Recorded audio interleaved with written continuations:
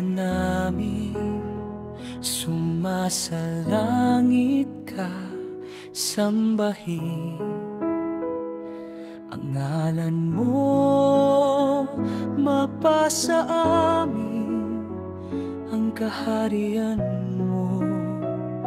Sundin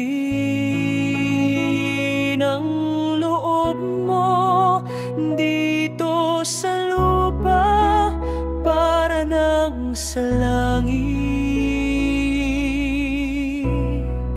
Bigyan mo kami ngayon ng aming kakanin sa araw-araw,